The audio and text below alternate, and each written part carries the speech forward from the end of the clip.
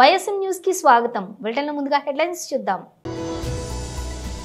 తాడేపల్లిలోని పార్టీ కేంద్ర కార్యాలయంలో కేంద్ర కార్యాలయం incharge and MLC Shri Lella Appireddy మాట్లాడారు. జిల్లా కలెక్టర్ల సమావేశంలో సీఎం చంద్రబాబు నాయుడు.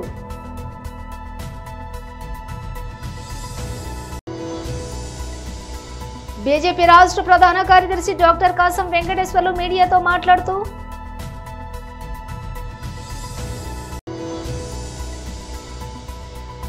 రోడ్డు ప్రమాదంలో సోను సూద్ భార్యకు గాయాలు.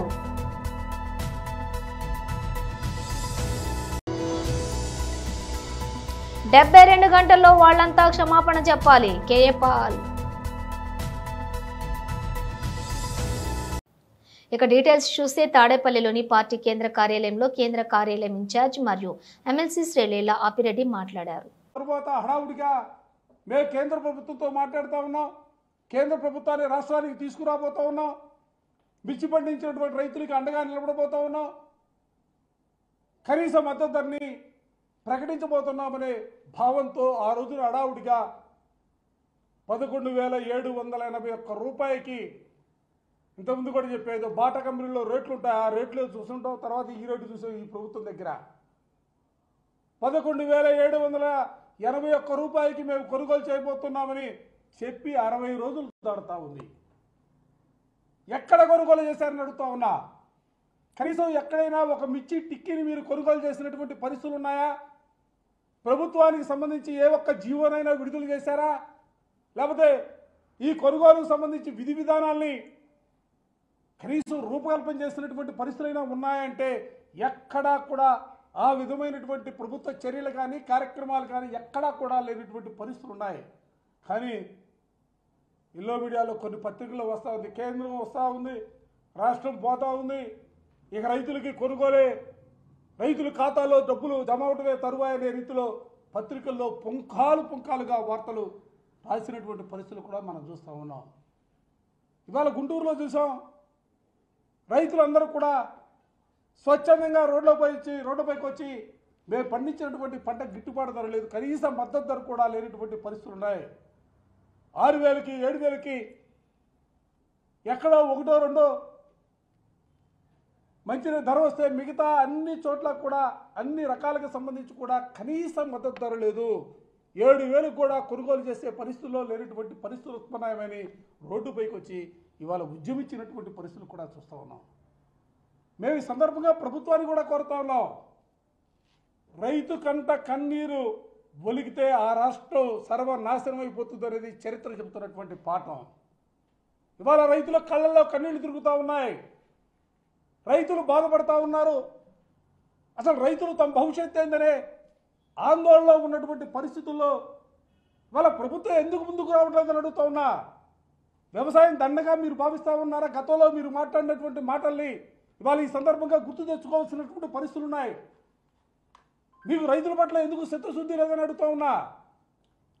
వైఎస్ఆర్ గవర్నమెంట్లో జగన్మోహన్ రెడ్డి గారు 3,000 కోట్ల రూపాయలతో స్థిరీకరణ నిధి ఏర్పాటు చేస్తే మీరు ఇవాళ 300 కోట్ల రూపాయలతో అన్ని పంటల కొనుగోలుకు సంబంధించి బడ్జెట్లో కేటాయింపులు చేస్తారా? ఇదేనా మీకు రైతుల పట్ల చిత్తశుద్ధికి నిదర్శనం? ఈ జిల్లాలో ఉన్నారే సమస్త మంత్రాంగం మొత్తం కూడా ఈ జిల్లాలో గుంటూరు జిల్లాలోనే ఉన్నారు. గుంటూరు జిల్లాలో తీసుకుంటే సుమారుగా 150 పైచిలకు కోల్డ్ స్టోరేజీలు గుంటూరు జిల్లాలో ఉన్నాయి. దేశంలో ఎక్కడా కూడా లేదు ఒక పరిశ్రమకు సంబంధించి ఇది కోల్డ్ స్టోరేజీలు ఉండటం అనేది. ఈ రాష్ట్రంలో 4 లక్షల పైచిలకు ఎకరాల్లో. జిల్లా కలెక్టర్ల సమావేశంలో సీఎం చంద్రబాబు నాయుడు చూస్తే 93% స్ట్రైక్ రేట్. నేను 4వ ముఖ్యమంత్రిని, ఎప్పుడు ఇంత మెజారిటీస్ మాకు రాలా. అంటే అది ఇండికేషన్ ఏంటంటే ఇక్కడుండే వాళ్ళమే పరిపాలనలో ఉన్నారు మీరు, కానీ ప్రజలు ఆమోదించలేదు ఆనాటి పాలన. అయితే ఈరోజు యాస్పిరేషన్స్ కూడా ఎక్కువగా ఉన్నాయి. ఈ విషయం కూడా మనం గుర్తుపెట్టుకోవాల్సిన అవసరం ఉంది. ఒకప్పుడు పరిపాలన అంటే రెగ్యులేటరీ మాత్రం, మీరందరూ కలెక్టర్స్, కలెక్షన్ ఆఫ్ రెవెన్యూ, ఇప్పటికి కూడా మీ అందరికి ఎందుకు రిమైండ్ చేస్తుందంటే మీ మైండ్లో నుంచి అది తీసేయాలి. ఇప్పుడు మీరు chief executive of the district, collector and magistrate. Magistrate అన్నప్పుడు ఎక్కడ కూడా ఎలాంటి అవాంఛనీయ సంఘటనలు జరగకుండా అదే మాదిరిగా ఫ్యూచర్ని మీరు ప్లాన్ చేసే పరిస్థితిలో ఉండాలి. అట్లా కాకుండా ఒక అథారిటేరియన్గా మేము రూమ్లో నుంచి బయట రాము, లేకుంటే కలెక్టర్ అంటే దర్బార్ ఉంటుంది. ఇంతకుముందు పాత రోజులు ఉండేవి, నాకు బాగా జ్ఞాపకం. ఎంఆర్ఓ ఆఫీస్ ఉండేది. మీరు కొత్త కాబట్టి, మీరు కొంత యంగ్స్టర్స్ కాబట్టి మీకు తెలియదు. ఏసీ రూమ్లో కూర్చొని పంకా పెట్టుకునేవాళ్ళు. ఒక మనిషి ఉండి దాన్ని లాగుతా ఉండేవాడు. అంటే అది స్టేటస్ సింబల్ అయిపోయింది. బ్రిటిష్ వాళ్ళు ఉన్నప్పుడు కరెంటు లేదు కాబట్టి ఫ్యాన్ కూడా సరిగా లేకపోతే పంకా పెట్టి దాన్ని లాగుతూ ఉంటారు, గాలి ఇస్తూ ఉంటారు. అలాంటి ఓల్డ్ అడ్మినిస్ట్రేషన్. కలెక్టర్స్ కూడా నేను నాకు 30 సంవత్సరాల నుంచి మిమ్మల్ని చూస్తున్నాను. నేను ముఖ్యమంత్రిగా అంత మునుపు కూడా చూశాను. 45 years 47 years చూశాను. అయితే ఈరోజు మనం గుర్తుపెట్టుకోవాల్సింది ఏంటంటే, కలెక్టర్ అనే వ్యక్తి చాలా ప్రజల్లో ఒక ప్రగాఢమైనటువంటి ఇంపాక్ట్ క్రియేట్ చేయగలుగుతాడు. I can say one word, మీ క్యారియర్లో కలెక్టర్, ఆ తర్వాత చీఫ్ సెక్రటరీ. అందరికీ చీఫ్ సెక్రటరీ రాదు, కానీ మెజారిటీకి అనివార్య కారణాలుంటే తప్ప కలెక్టర్గా రిజెక్ట్ చేయరు. ఈ విషయం మీరు గుర్తుపెట్టుకోవాల్సిన అవసరం ఉంది.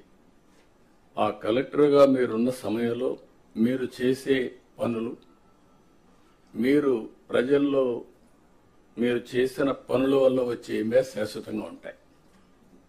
ఇప్పటికి కూడా కొంతమంది కలెక్టర్స్ గురించి మాట్లాడుతూ ఉంటాం.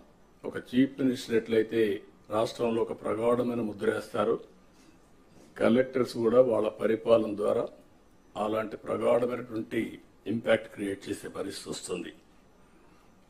కాబట్టి మీరందరూ మళ్ళీ అది నేను రిమైండ్ చేస్తున్నా మీ అందరికీ. రొటీన్ అడ్మినిస్ట్రేషన్ ఉంటే మీకు 9 నెలలు అయింది, ఇంకొక 3 నెలలు 6 నెలలు సంవత్సరం అవుతుంది, మళ్ళీ రొటీన్గా ఇంకో పోస్టుకి పోతారు. అది కాదు. బీజేపీ రాష్ట్ర ప్రధాన కార్యదర్శి డాక్టర్ కాసం వెంకటేశ్వర్లు మీడియాతో మాట్లాడారు.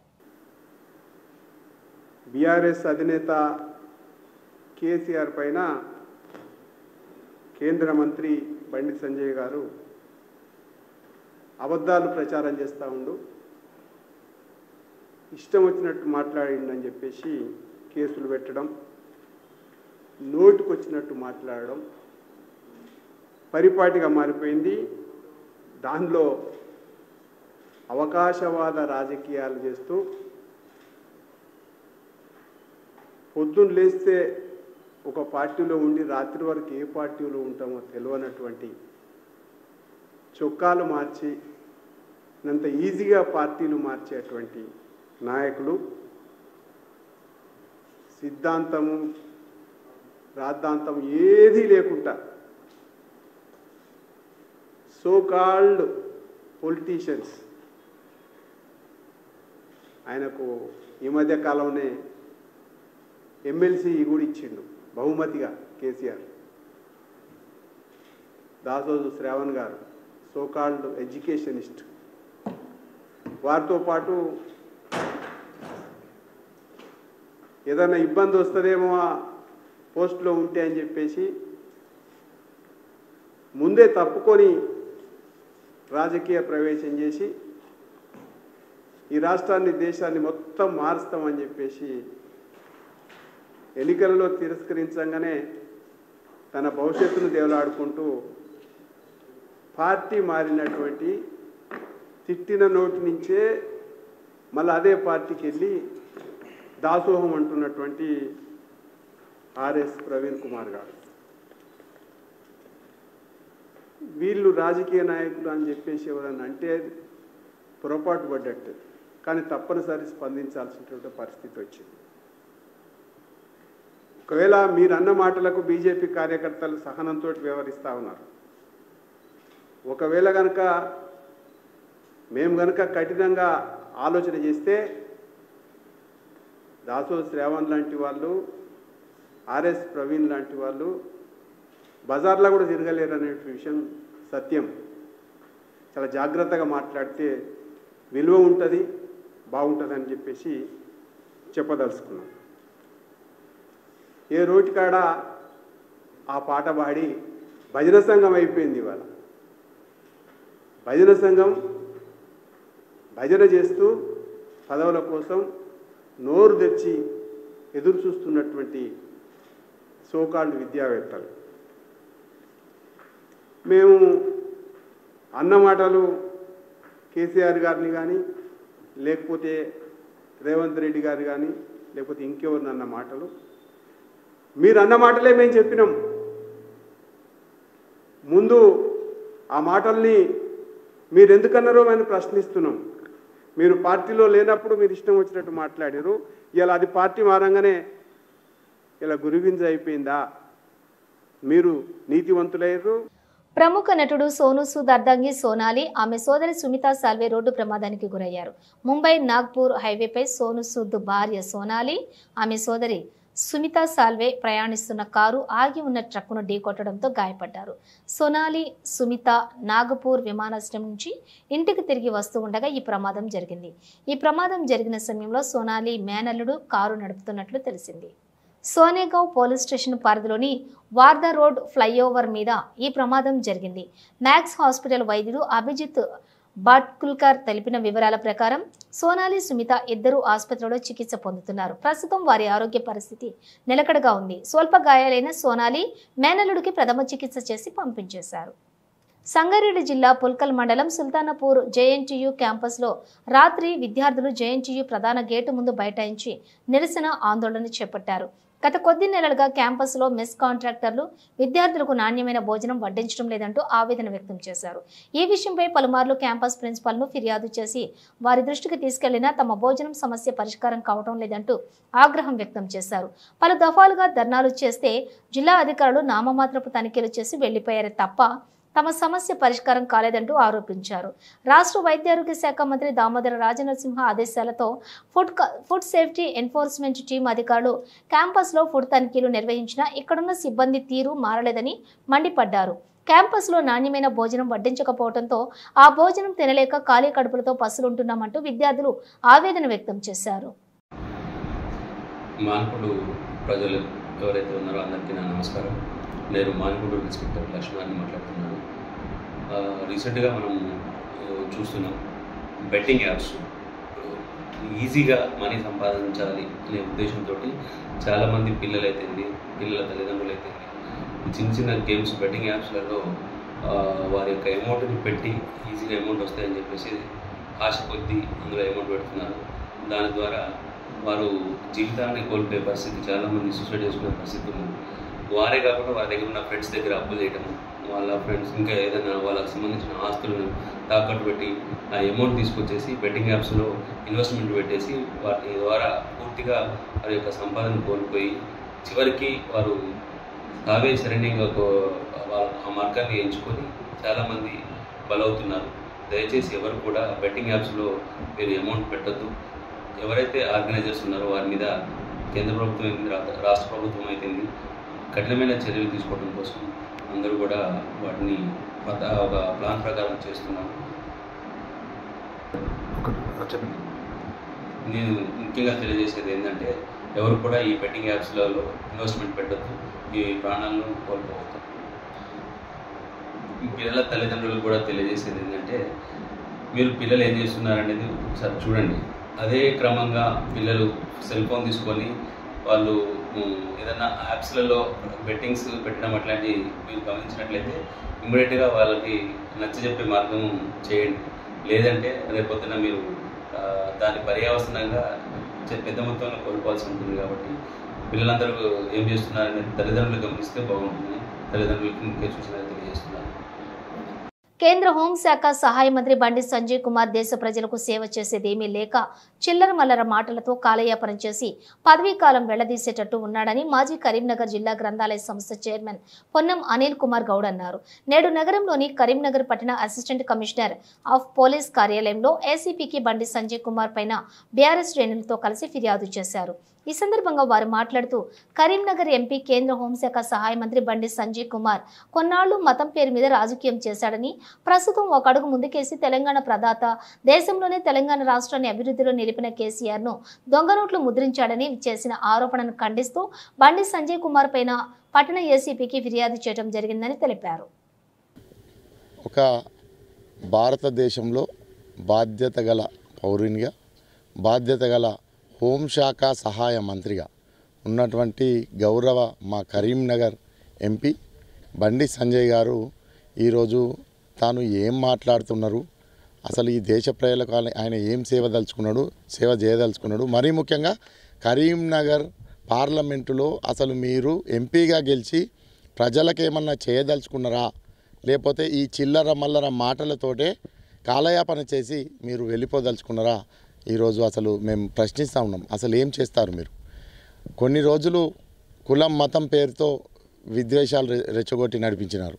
ఇప్పుడు మరీ విచ్చలవిడిగా ముందుకెళ్తూ ఒక గౌరవ మాజీ ముఖ్యమంత్రి, తెలంగాణ తొలి ముఖ్యమంత్రి వర్యులైనటువంటి ఈరోజు తెలంగాణ రాష్ట్రాన్ని ప్రపంచంలోనే మేటిగా ఉంచినటువంటి పెద్దలు కేసీఆర్ గారి పైన అవాకులు చెవాకులు కాదు, మరీ ముందుకు అడిగేసి నువ్వు దొంగ నోట్ల ప్రింటింగ్ ప్రెస్ పెట్టినావని, తద్వారా దొంగ నోట్లు ప్రింట్ చేసి ఎన్నికల్లో గెలిచావని ఏం కామెంట్ చేస్తున్నారు? అసలు మీరు సభ్య సమాజానికి ఏం మెసేజ్ ఇవ్వదలుచుకున్నారో మాకు అర్థం కావట్లేదు.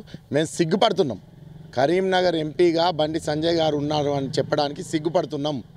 కరీంనగర్ సగటు పౌరునిగా సిగ్గు అనిపిస్తుంది మిమ్మల్ని చూస్తే. దయచేసి బండి సంజయ్ గారు మీరు గౌరవంగా ఉండాలి. మా కరీంనగర్ అనే పదానికి గౌరవాన్ని తీసుకురావాలి తప్ప ఇలాంటి చిల్లర మల్లర మాటలు మాట్లాడి మన కరీంనగర్ అనే పదానికి అగౌరవాన్ని తీసుకురావడం చాలా బాధాకరం. దయచేసి ఇక ముందు విజ్ఞప్తి చేస్తూ ఉన్నాం. మీరు కేంద్ర మంత్రిగా వచ్చినప్పుడు మేమంతా సంతోషపడ్డాం.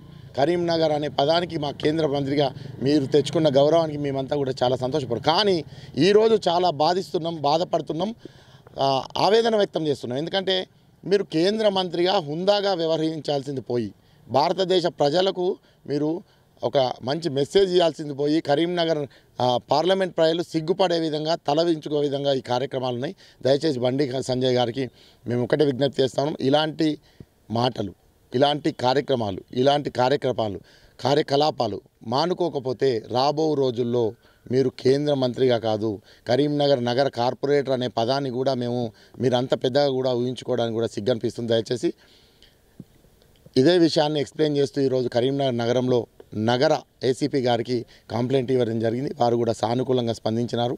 ఎందుకంటే ఒక పెద్ద హోదాలో ఉన్నప్పటికీ కూడా తాను చేసిన వ్యాఖ్యలు బాధాకరం అని చెప్పినాం. మేమంతా కూడా బాధపడమని చెప్పినాం. మాకు గౌరవాన్ని ఇస్తూ వారిపై కంప్లైంట్ తీసుకొని కేసు నమోదు చేస్తారని కూడా ఆశాభావం వ్యక్తం చేస్తున్నాం. ఖబర్దార్ బండి సంజయ్ గారు, రాబో రోజుల్లో ఇలాంటి మళ్ళీ రిపీట్ అయితే మాత్రం మీరు కరీంనగర్ ఎంపీ కేంద్ర మంత్రి ఏమో కానీ కరీంనగర్ నగరంలో కార్పొరేటర్గా కూడా గెలవడం కష్టం.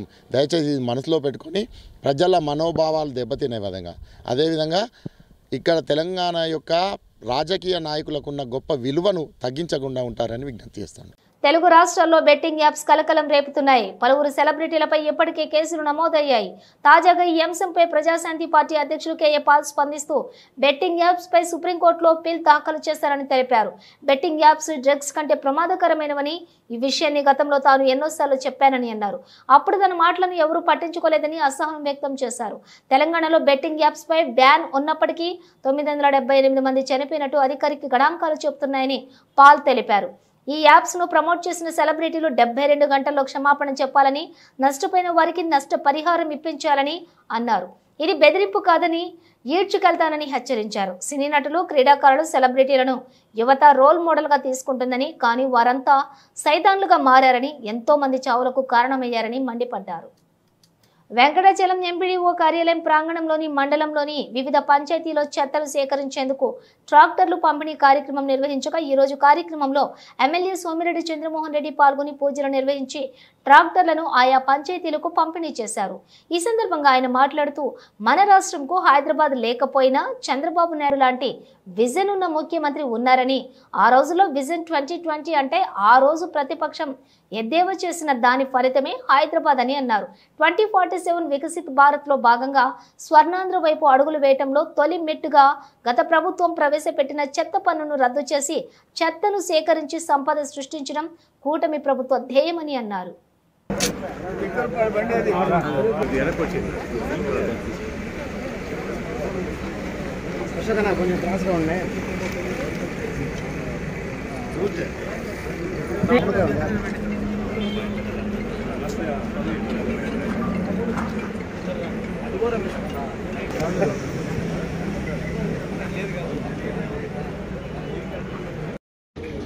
ఈరోజు ఏంటంటే ఒక 6 ట్రాక్టర్లు స్వచ్ఛాంధ్ర కార్పొరేషన్ వాళ్ళు వచ్చి AP agro industries development corporation ద్వారా ఒక్కొక్క ట్రాక్టర్ 6,01,926 రూపాయలు. 5 ట్రాక్టర్లు వెంకటాచలం, ఒక ట్రాక్టరు ముత్తుకూరు మండలం దొరువులపాడానికి వచ్చినాయి. ఆల్రెడీ పొదలకూరుకి 2 వచ్చినాయి, మిగతా కూడా ఎక్స్పెక్ట్ చేస్తున్నాము.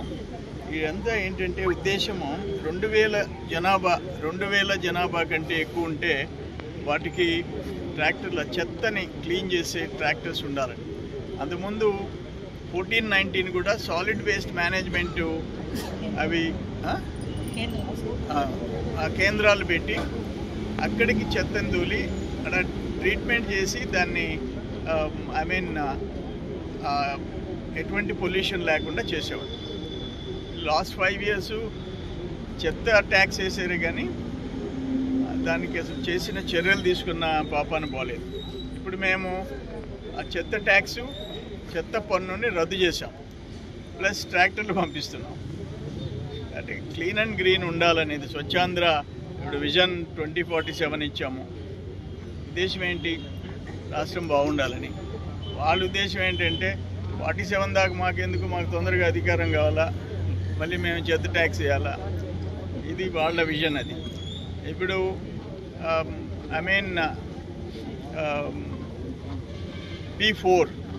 P4 మీద కూడా ఉగాది రోజు భారీ సభ ఇక్కడ అమరావతిలో.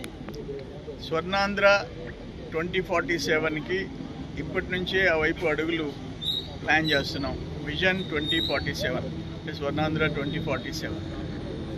అందుకని ఆంధ్ర రాష్ట్రంలో ఇది డిప్యూటీ సీఎం పవన్ కళ్యాణ్ గారి శాఖ, పంచాయతీరాజ్ శాఖ నుంచి ఈ ట్రాక్టర్లు ఇవన్నీ రావడం జరిగింది. ముఖ్యమంత్రి గారు. బులెటిన్ ముగించే ముందు హెడ్లైన్స్ మరోసారి. తాడేపల్లిలోని పార్టీ కేంద్ర కార్యాలయంలో కేంద్ర కార్యాలయం incharge and MLC Shri Lella Appireddy మాట్లాడారు. జిల్లా కలెక్టర్ల సమావేశంలో సీఎం చంద్రబాబు నాయుడు.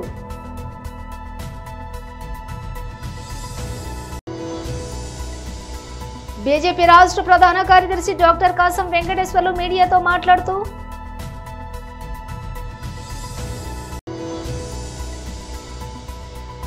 రోడ్డు ప్రమాదంలో సోను సూద్ భార్యకు గాయాలు.